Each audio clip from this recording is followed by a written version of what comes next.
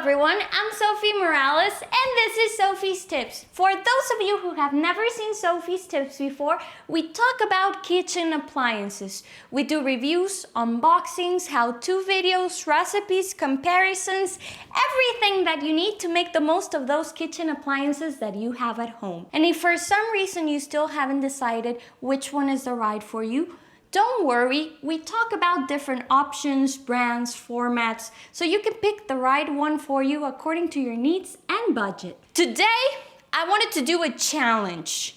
So, a couple of weeks ago, I uploaded a video of a red salsa or a salsa roja made in the Instant Pot. It is a very easy recipe, but I was wondering, is it cheaper than just going to the store and buying a salsa? So today we're gonna see if a homemade salsa is cheaper, it's better in taste, and if it's worth the time to make at home. Let's get started. But before we do, don't forget to subscribe to the channel. This really helps us out. It's totally free, and this way you can know every time that I post a new video. The first thing that we're gonna do is take a little field trip to Walmart for two things. One, I needed to get ingredients. And second, I wanted to show you a little bit of what is out there. So what are the salsa rojas that you can find and the different prices and formats that are out there. So the first thing I did was grabbing the ingredients. So I went to the produce section and I started with some tomatoes. I need 10 for the recipe. I'm not gonna give you the entire recipe. The recipe is in this other video if you wanna watch it later. But yeah, we start with 10 tomatoes. And then I went ahead and grabbed 1 white onion. And then I headed over to the chile section to get some jalapenos. It depends on the size, the amount of jalapenos that I use. These ones were quite big, so I decided to grab 4 of them. And got a bunch of cilantro. And I was already in the salsa section when I realized that I forgot the garlic. So I went back to the produce section and quickly grabbed the garlic before I went ahead and showed you all the salsas. Let's go to the salsa section. There's a variety and a bunch of brands. I know it could be a little bit confusing, but let's start with the basics. For every salsa that is out there, you can see if it's a mild or a hot one or a medium one. So this is how you're gonna see if you're gonna taste and it's gonna be very spicy, you're looking at the hot section. Or if it's something that is a little bit of spiciness but not that bad, that's a medium one. And if you don't really like spiciness but you still want a salsa, you go for the mild. And then there's different brands. The price ranges are really big. You can start from $2.62 all the way to almost $5. And it all depends on the branding. It all depends on the kind of the ingredients, the amount of ingredients that are out there, if they're organic or if they say that they're just all natural, no additives, no preservatives, things like that. So a lot of it is the content and the branding, what gives the price. And in terms of flavor, I like the Frontera brand, and my favorite one is the Herdez brand, the hot one. So this is the one I bought, the Herdez one that is homemade or salsa casera. And after this, I went ahead and did the checkout. For me, in my head, I wanted to have a budget of around $5. I've done this salsa a lot of times, so I really thought it was around $5. To my surprise, when I finished out the checkout, the total was $6.50. So this was very surprising for me.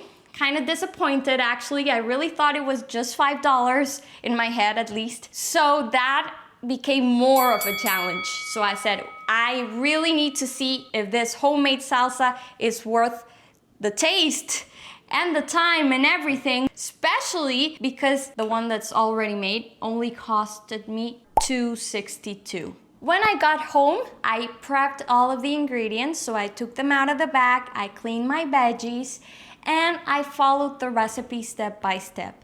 If you want to see the recipe, I'm going to leave it at the end of this video so you can follow step by step. It is really easy. Honestly, if you're starting with either an Instant Pot or another multi-cooker, I recommend you starting with a recipe as simple as this one. So I put everything in the pressure cooker and I prepped the rest of the things. So I prepped my processor and all of the things that I needed to put my salsa in a jar. After the cooker finished, I opened the Instant Pot and I put everything in the processor except for the chile. The jalapenos, I have to do them one by one just to make sure that I get the correct spiciness. After I got the right spiciness, saltiness, and consistency, I went ahead and put the salsa in jars. I picked mason jars of 16 ounces because, as you could see, in the salsa aisle, most of the salsas that you see are 16 ounces. Even though jars can seem different, all of them say 16 ounces. So it seems like an industry standard. So I went ahead and did that. And I wanted to know not only in terms of volume, but also in terms of weight, how much salsa, how much did it weigh in comparison to this one. This one says it's 1 pound, 454 grams. So let's talk about the results. After tasting the salsa, I realized I did not need the 4 jalapenos. I left one. Although it's cooked and everything, I did not add it to my salsa. So that one was left over.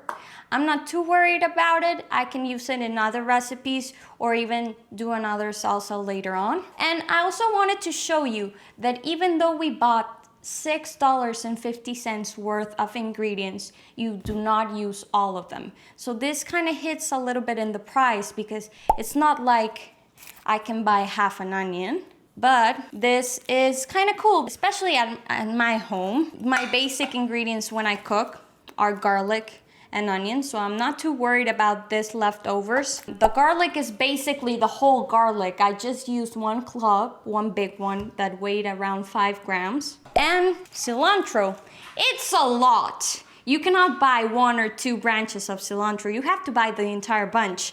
So once you buy the bunch, you use some for the salsa. You use some for the garnish. So every time I serve the salsa, I like to give it that fresh taste by adding more. But also you're left with basically the whole bunch. So you can experiment and add to other ingredients. So this is what is left over. And after we served it, we got 4, basically 4, almost 4. I want to show you one of them is not completely full. In terms of volume then, I get 4 times the volume of a store-bought one. And in terms of weight, I get 3.5 times more than a store-bought one. So after looking at these totals and the results, we can see that my salsa was not $6.50. Even with the ingredients that I did not use, I divide the $6.50 by 4 and I get $1.62 per jar, which means that it is cheaper to do homemade salsa than to buy a jar at the supermarket. After seeing these results, let's talk a little bit about, is it worth it to do your own salsa? Let's talk about the price. We get a lot more salsa, which means that it is cheaper to do salsa at home than to buy a salsa from the supermarket. Another thing that I want to talk about is taste. Taste is very important, especially to me, because a lot of the salsas out there are not really authentic Mexican salsas. So it's hard to get that authentic homemade taste. So I give that a lot of value. And having control of the ingredients, knowing that I just have simple ingredients without any additives or sugars or even other enhancers, which they do add to the salsas, gives me a lot of tranquility just saying that I know what I have here and I have control of the spiciness, of the saltiness, of the texture. Maybe I want a chunky salsa. Maybe I just want a really smooth salsa because I want to serve it with an enchilada. So that flexibility of being able to play around with the ingredients and get the results that I want is something that I really like. And lastly, the time. Obviously, it's easier to just go shop for your salsa and come back. That is really convenient. I cannot argue with that. That is a downside from doing a salsa at home. But I kind of have played around with this, and this is where the multi-cooker plays a part. Being able to do it in a pressure cooker gives you less time of a cook, and then you're able to do the salsa in almost 1/3 of the time. I'm thinking somewhere around 10 minutes total. So when you're putting everything in the pressure cooker, once it's starting cooking, while it builds pressure and the time passes, you can do a lot of mise en place and being able to take out your processor, cleaning up a little bit, and make sure that you're done for the next step. And just having these jars at home to be able to kind of fill them up real quick, I really do like the process. So I don't think that it is a big deal. But if you're one of those people that say, I don't have the time to cook, I have a really fast-paced life, I work a lot, maybe you're more of, I just need to go buy my salsa. And you don't need to feel guilty. I mean, the price difference, there is a price difference, but it is not that big. I mean, if you don't have the time, just go buy your salsa. Honestly, sometimes I don't have time to make my homemade salsa, and I just go buy the salsa at the supermarket, and that's fine as well. So tell me in the comments, after watching this video, what do you think? Is it worth it? Is it better? Maybe it's better to go homemade, maybe it's better to go store-bought. Tell me in the comments. And don't forget to like and subscribe to the channel. If you think this video is interesting and somebody else can benefit from it, just go ahead and share it. I love having this community grow. It's been a really nice couple of months seeing how the views have increased video by video. So thank you for those of you who have been here since the beginning. And if you want to see the step-by-step of how I made this salsa, I'm gonna leave that video right here at the end of this video. See you next time. Ciao!